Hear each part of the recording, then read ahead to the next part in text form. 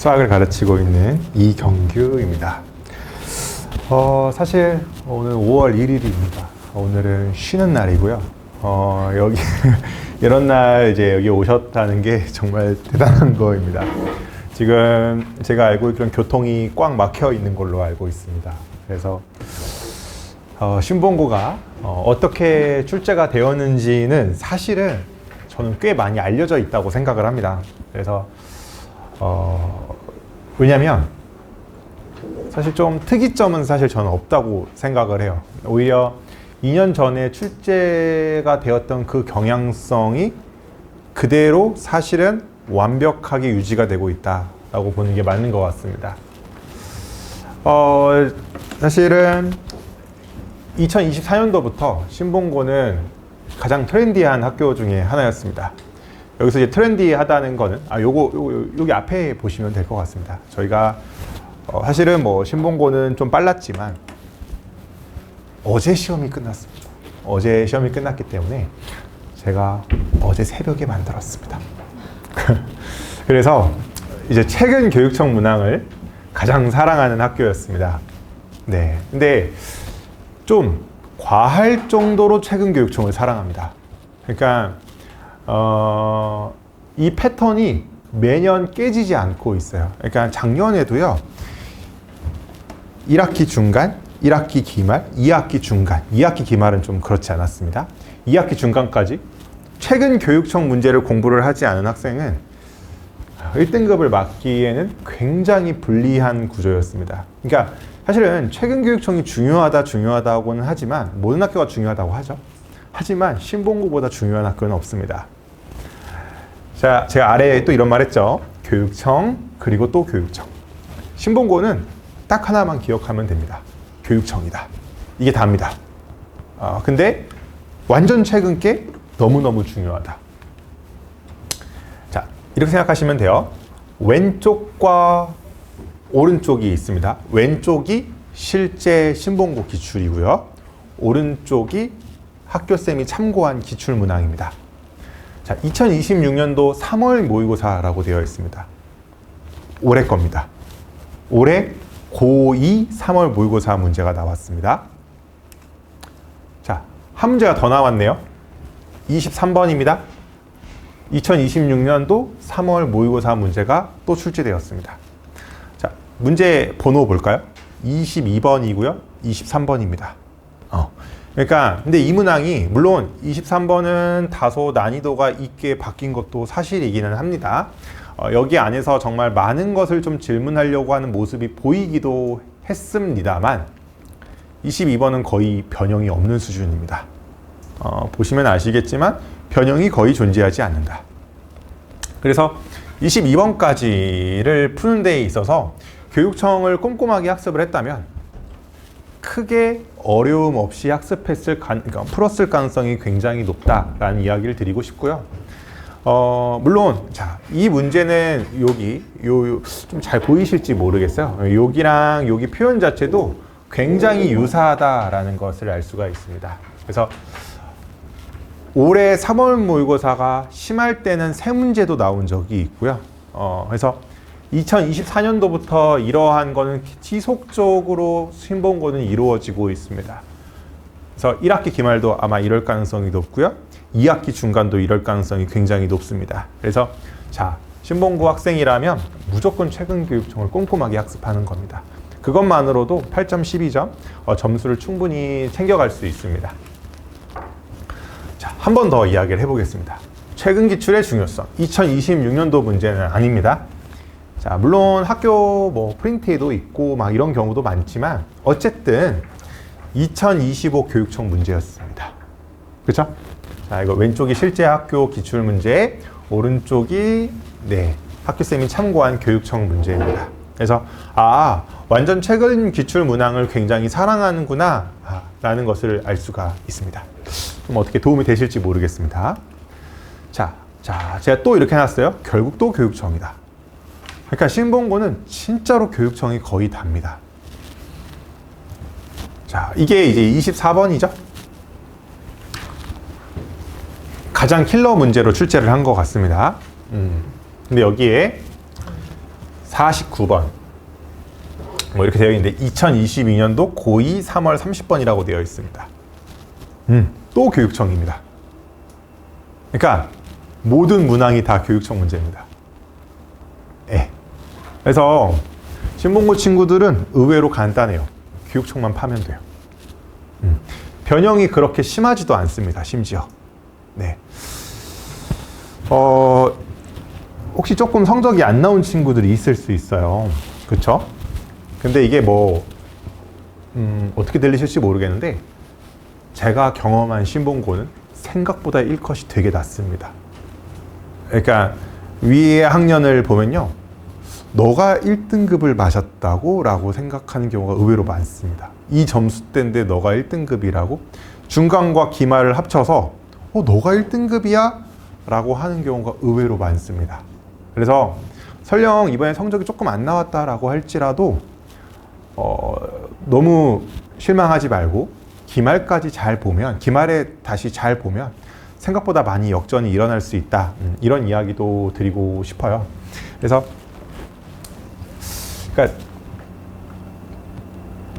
모르겠습니다. 그러니까 올해 신봉고 친구들이 어떤 레벨이냐에 따라 완전 다를 것 같아요. 그러니까 네. 그래서 작년에도 보면 제가 생각하는 것보다 신봉고 친구들이 1컷이 되게 낮은 경우가 많았어요. 그러니까 제가 근데 왜 오해를 했었냐면 작년에 이제 신봉고에서 1등급이 90점대가 5명이 있었어요. 2학기 때. 그때 4명이 저희 반 학생들이었거든요. 네. 그래서 올해도 그래서 조금 조심스러워요. 1컷을 이야기 드리는 게 되게 조심스럽고, 왜냐면 이게 어떠한 이 점수가 실제로 다수가 그런 건지 다른 학원들도 이런 건지 이런 것들이 좀 조심스럽기 때문에 모르겠습니다. 근데 제가 봤을 때는 난이도가 막 미친 듯이 높았다라든지 난이도가 높았다라고 보기는 조금 힘든 것 같아요. 사실은. 왜냐면 변형이 거의 없는 수준이었어요. 그러니까 교육청 맨 마지막은 문제 자체가 워낙 난이도가 있기 때문에 좀 어렵다고 할 수 있겠습니다만, 저희가 보통 시험지가 어렵다라고 하면 교육청 문제는 사실은 잘하는 친구들이면 안 풀어보는 친구들은 없잖아요. 다 풀어보는데 그 교육청 문제를 얼마나 비꼬았는가, 얼마나 꼬았는가, 그러니까 얼마나 변형했는가, 얼마나 어색하게 만들었는가, 이제 이런 걸로 이제 1, 2등급을 가른다라고 생각을 하는데 거의 변형이 없었기 때문에 조금 최상위권, 상위권 기준으로는 풀만한 시험지이지 않았을까 싶습니다. 물론 어느 정도의 타임 어택은 있었을 겁니다. 그건 어쩔 수 없죠.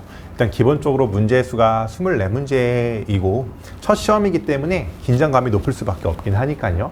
근데 어찌됐든 난이도는 여기서 더 올라갈 수도 있다라는 말씀을 드리고 싶어요. 그러니까 작년에 이런 부분이 있었어요. 그러니까 작년에 이제 제 개인적으로 1학기 중간고사가 가장 어려웠던 학교가 신봉고라고 전 생각을 했거든요. 작년에. 네. 그래서 이 시험지라는 것 자체가 난이도가 생각보다 많이 널뛰기를 합니다. 그래서 올해 1등급 커트라인이 몇 점이 형성되느냐에 따라서 아마 기말고사가 꽤 많이 결정이 될 거예요. 그러니까 제가 좀 느끼고 있는 거는 이 10%가 되면서 1, 2등급이 충분히 나뉘어졌다라고 생각이 들면 학교쌤들이 다음 시험 때 좀 쉽게 출제하는 경향은 분명히 있는 것 같기는 해요.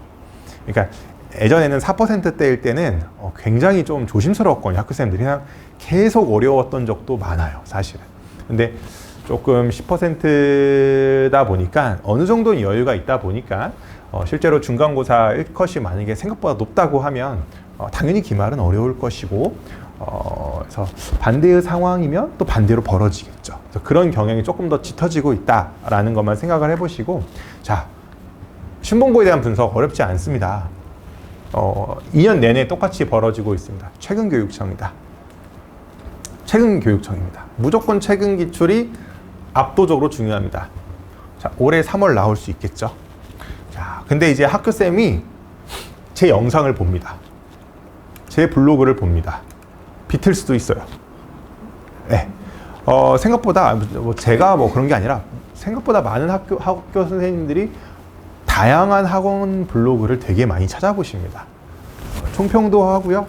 심지어 어떤 학교 쌤은 나 그렇게 출제한 거 아닌데 라는 말도 하신 학교 쌤도 봤습니다.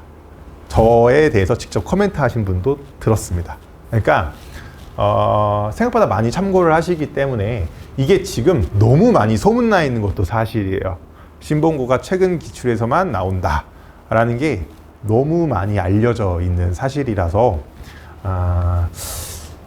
조금 조심스럽긴 합니다. 기말도 무조건 이럴 것이다 라는 건 좀 조심스럽고, 그래서 조금 더 디테일하게 공부할 필요는 있는 것 같아요. 너무 많이 알려졌어요, 이제 그런 사실들은. 이번에 저희가 조금 바뀐 부분만 하나만 이야기를 드릴게요. 저희가 원래는 이 평일 관리형 스터디 카페를 18시부터 22시까지만 진행을 했었는데, 자, 이제는 타임이 두 개가 됩니다. 18시, 22시 타임 하나, 22시, 24시 타임 하나, 이렇게 두 개로 나뉘고요. 그래서 참고로 요거는 저희가 이번에 중간고사까지는 전부 다 무료로 진행을 하고 있었는데, 이게 무료로 진행을 하다 보니까 오히려 이슈가 조금 발생을 하는 부분이 있었습니다. 그래서 이번부터는 저희가 주말은 당연히 무료입니다만 평일에 이 스터디 카페를 운영을 하는 것 부분에 대해서는 유료로 진행을 할 계획이고요. 참고로 이 여기에 있는 18시, 22시, 22시, 24시 같은 경우에는 이렇게 써져 있는 거는 클리닉 조교가 상주되어 있는 경우를 의미하는 겁니다. 그래서 보통 제가 추천을 드리는 거는 뭐 이것도 당연히 추천을 드립니다만 그날 수업이 끝난 친구들이 저희가 원래는 막 22시 이후에 막 끝내기도 하고 그러는데 이제 웬만하면 이제는 한 9시 40분, 뭐 늦으면 50분에 끝내줄 계획이거든요. 그러면 여기 가서 뭐 모르는 것을 질문을 하고 숙제도 다 마무리하고 이런 것을 좀 개인적으로 좀 추천을 드리겠습니다. 그래서 이전과 동일하게 진행됩니다. 뭐 출결 알림이라든지 그다음에 학부모님께 오늘 학생이 이러한 데일리 체크리스트 같은 것들 다 보낼 계획이고요. 네, 주말 클리닉은 토요일에 이렇게 진행이 되고, 그 다음에 일요일은 5시까지 진행이 될 계획입니다. 그래서 클리닉도 지정 좌석제입니다. 그래서 이건 당연히 수지 2강에서 진행이 되는 거고, 앞에 거는 스터디 카페에서 진행이 되는 거고요. 참고로 이 주말 클리닉을 좀 잘 참석하지 않은 친구들이 있어요. 뭐 각자의 사정이 있겠죠. 하지만 저는 웬만하면 꼭 참석해달라라고 부탁을 드리는 편이에요. 왜냐면 어떤 학생이 숙제를 체크를 해야 되는데 하다 보면 당연히 숙제가 밀릴 수 있죠. 그러면 그 밀린 숙제에 대해서 너 언제까지 할래? 라고 상담이 진행되는 게 주로 주말이거든요. 그렇기 때문에 웬만하면 꼭 주말에 클리닉을 꼭 참여를 해달라라는 부탁을 드리고 싶고, 주말에 그 클리닉 때는 학교 기출을 시험을 봅니다. 그래서 저희가 일요일 수업과 그 다음에 클리닉 시험 이렇게 해버리면 주말에 시험은 총 2개를 보게 됩니다. 원래 저희가 평일에도 학교 시험을 봤거든요. 근데 이번에 제가 좀 느낀 게 학교생들이 확실히 좀 최근 기출이라든지 최근 트렌드 이런 것들을 훨씬 더 중요하게 여기고 있는 것 같아요. 그러니까 과거 기출이 생각보다 도움이 안 되고 있는 시대가 되어가고 있는 게 아닐까라고 생각이 듭니다. 참고로 조금 학습에 좀 관심이 많은 어머님들은 요즘에 수능 기출에 무용론까지 나오고 있다는 사실을 좀 알고 계실 겁니다.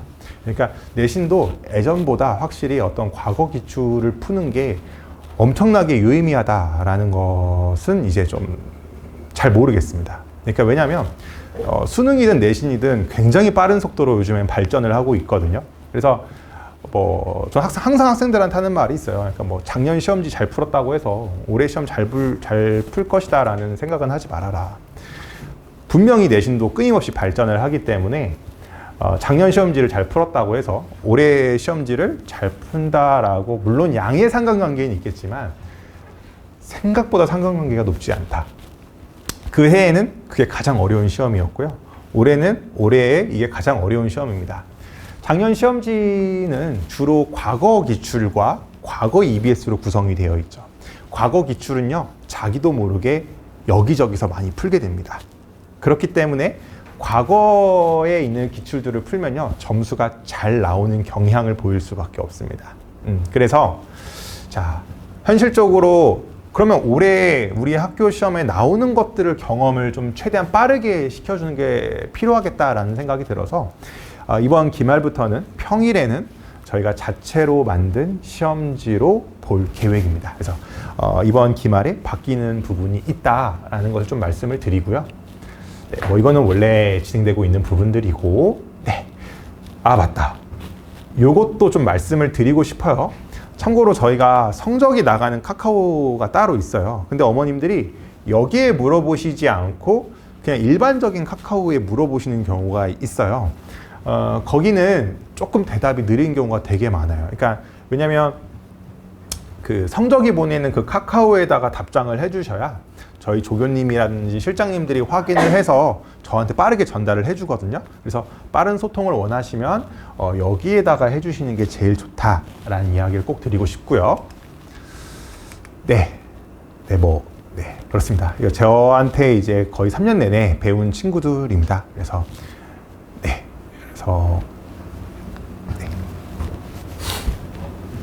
저희 조교진들이고요. 그래서 클리닉 때 이 친구들한테 질문할 수 있습니다. 네. 그 다음에 이 스터디 플래너에 대해서 좀 짧게 이야기를 하나 드릴게요. 이게 조금 이슈가 있어서 제가 이야기를 드리고자 합니다. 현재 이거는 저희가 학생별로 맞춤 계획표를 세워주고 있어요. 일단 예약을 받아서 마감이 굉장히 빠른 맞춤 계획표 시간표 이건데요. 저희가 뭐 이런 식으로 학생별로 다 계획을 짜주고 있습니다. 학습 계획표를 뭐 월 계획, 뭐 주간 계획 이렇게 세워주고 있는데 이게 좀 이슈가 뭐가 있었냐면 이거 전부 다 무료로 진행을 해주고 있는 건데 이게 무료로 진행을 해서 그런지 모르겠는데 약속을 안 지켜요, 학생들이. 그러니까 뭘 약속을 안 지키냐면 언제 몇 시에 해가지고 우리가 계획을 세웁시다 라고 하는데 그 약속을 지키지 않는 친구들이 너무 많습니다. 그러니까 이 친구도 바쁜 친구거든요. 굉장히 바쁜 친구인데 나름의 이유가 있어요. 뭐 과제가 있었다, 뭐 아팠다, 뭐 근데 너무나도 많은 친구들이 아프고요. 너무나도 많은 친구들이 과제가 많대요. 근데 이 친구도 바쁘고 이 친구도 과제가 많거든요. 그래서 죄송하지만 만약에 이게 계획표를 약속을 지키지 않은 경우 저희가 이 시간까지 우리가 서로 인터넷상으로 만나서 계획을 짜자라고 했는데 그 시간이 오지 않으면 다음번에 계획표 짜는 거에 있어서는 그 친구는 이제 완전 후순위로 밀린다라는 이야기를 좀 미리 드리고 싶습니다. 그래서 어떠한 이유에서든 약속을 지켜달라라는 이야기를 드리고 싶습니다. 너무나도 많은 친구들이 이유가 있습니다. 그 시간에 못 오는 것에 대해서, 약속을 늦은 거에 대해서 너무나도 많은 이유가 있더라고요. 그래서 저희가 좀 선의로 이 친구들에 대해서 수학이 아무래도 학습량이 워낙 많다 보니까 계획표를 짜주는 건데 네, 좀 약속을 꼭 지켜서 계획을 짜줬으면, 짜는 데 있어서 계획을 좀, 시간을 좀 잘 지켜줬으면 좋겠다라는 이야기를 드리고 싶습니다. 그래서 저희가 요즘 친구들이 워낙 어떤 이런 계획을 세운다든지 이런 부분에 있어서 약점이 너무 많아서 정말 별의별 거를 다 해주고 있습니다. 그래서 학생들에게 정말 좀 도움이 되었으면 좋겠고요. 제가 마지막으로 한 말씀만 드리자면 신봉고는 생각보다 기회가 많습니다. 그래서 물론 올해 결과를 두고 봐야 되겠습니다만 저의 과거의 데이터를 좀 본다고 하면 항상 기회가 많았어요. 그러니까 중간과 기말을 합쳐서 봤을 때 너가 1등급이 나온다라고 하는 경우가 의외로 꽤 많았거든요. 그래서 설령 성적이 생각보다 안 나왔다라고 할지라도 절대로 끝까지 포기하지 말고 기말에 좋은 점수 맞으면 된다라고 생각하시면 될 것 같습니다. 네, 감사합니다. 이경기였습니다.